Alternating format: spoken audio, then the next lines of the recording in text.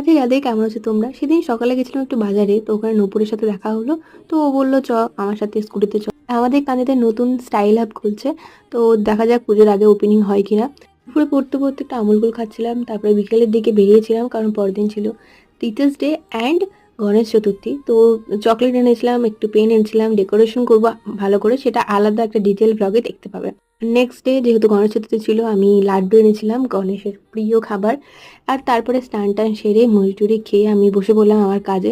যাদের এসেছিল একটা ভিডিও এডিট করার ছিল সেই জন্য। আর আমি তার থেকে একটু ভাত খেয়ে নিলাম আর চলে গেলাম আমরা সবাই মিলে টিচার্স ডে সেলিব্রেট করতে।